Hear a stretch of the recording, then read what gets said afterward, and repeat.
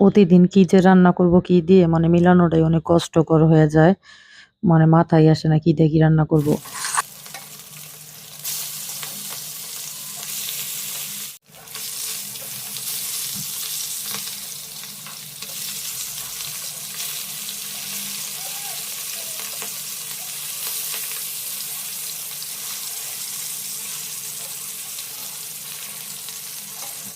তো মাছগুলা ভালোভাবে ভাইজা নিতেছি। একদম কড়া করে ভাইজা নিব মাছগুলা।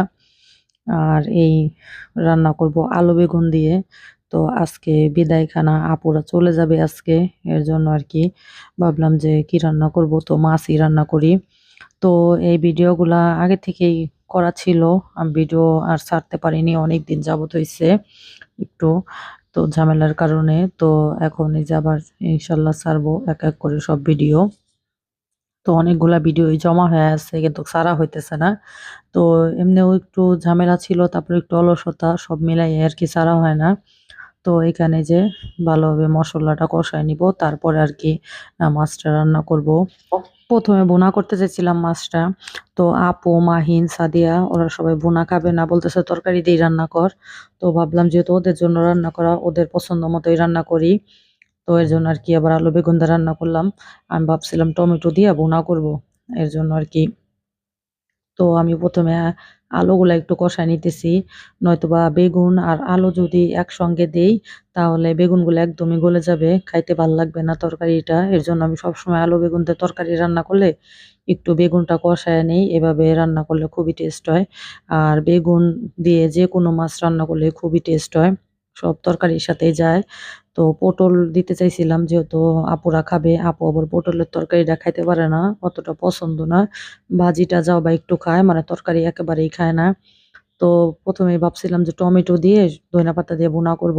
তো যেহেতু আ সবাই পছন্দ করতেছে বেগুন আলু দিয়ে, এর জন্য রান্না করলাম। আমি মাহিন, সাদিয়ার কাছেও জিজ্ঞেস করছি, ওরাও বলতেছে না আলু বেগুন দিয়েই রান্না করেন।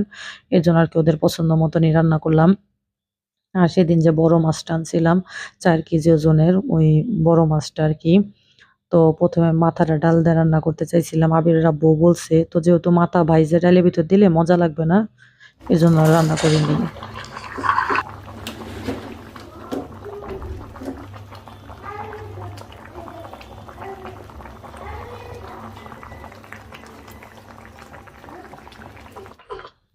তরকারির কালারটা খুবই সুন্দর হইছে।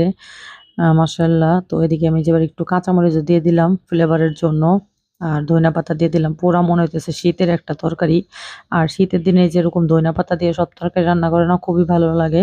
ঢাকাতেও যদিও ১২ মাস ধইনা পাতা পাওয়া যায়, কিন্তু সবসময় আরকি শীতের তরকারির মতো লাগে না। আমি জারফিন আপাকে বলতেছিলাম, "একটু তরকারিটা ঢাইলা দেন।" তো এতটুক তরকারি তাও জারফিন আপা ঢালতে পারতেছে না। তো আমি বলতেছিলাম, "আমার কাছে দেন, আপনি আবার মাছগুলো সব ভাইঙে ফেলবেন।" তো আমি এই যে ঢাললাম।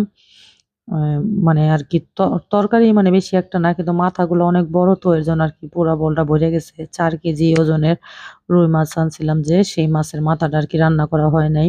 আবিরও ১ম এ ডাল দিয়ে রান্না করতে বলছিল। কিন্তু ডালের ভিতরে ভাইজা দিলে তো ভালো লাগবে না। আর ও তো ভাজা ছাড়া একটু মাছও খাবে না। আর এদিকে রান্না করব হচ্ছে হলো গিয়ে লটপটি, মানে মুরগির হাত, পা, গিলা, কলিজা। আজকে আর ভাজি করব না, শুধু ২ রকমেরই তরকারি রান্না করব। আর এই লটপটিটা থাকলে হবে কি যে আজকেও খাইতে পারবো, আবার সকালে রুটি দিয়েও খাওয়া যাবে। এজন্য আরকি রান্না করলাম। আর যেহেতু আপুরা চলে যাবে, এজন্য আরকি রান্না করে ফেলা। পরে আর খাওয়া হয় না। হাত-পাও কেন যেন আমার কাছে মানে মুরগির গিলা, কলিজা, পা-টা এগুলা যে আলাদা রান্না করে আমার কাছে অতটা ভালো লাগে না। মুরগির সাথে অতটুকুই ভাল লাগে। এক্সট্রা কোনো কিছু আর ভাল লাগে না।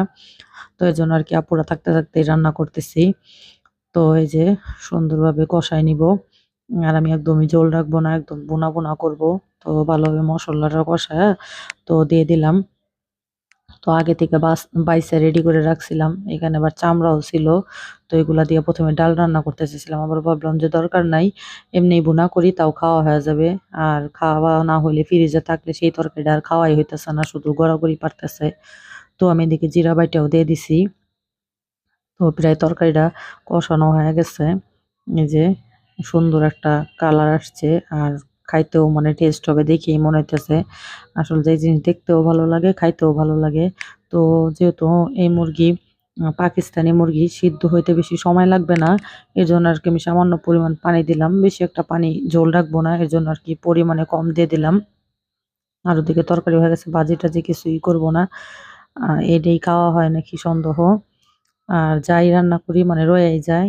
আজকে কয়দিন যাবত মানে সেরকমভাবে খাওয়া হইতেছে না। তো এই যে আমার রান্না-বান্না রেডি। এখন খাইতে দিয়ে দিব।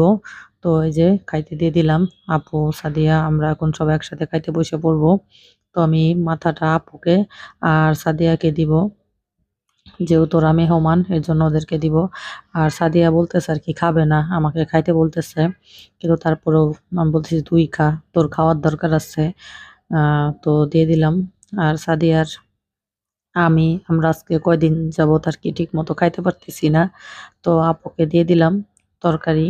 আর আমি মাছ খাবো, মাথা খাবো না। এমনিতেও দাঁতের একটু সমস্যা তো। হাড্ডি চাবাইলে তারপর মাথা চাবাইলে মানে দাঁত ব্যথা করে। এজন্য তো সাদিয়া চিন্তা করতেছে মাথাটা খাবে কি খাবে না। তো বলতেছে, "আন্টি আমি খামু না, আপনি খাইয়া ফেলেন।" তো আমি বলতেছি, "আচ্ছা খাইতে পারলে খা, নাইলে রাইখা দিস, তোর আব্বু খাবে।" আমারও খাইতে ইচ্ছা করতেছে না। তো আমিও এদিকে খাবার নিয়ে নিলাম। তো আজকের মতো ভিডিও এই পর্যন্ত। সবাই ভালো থাকবেন, আমাদের জন্য দোয়া করবেন।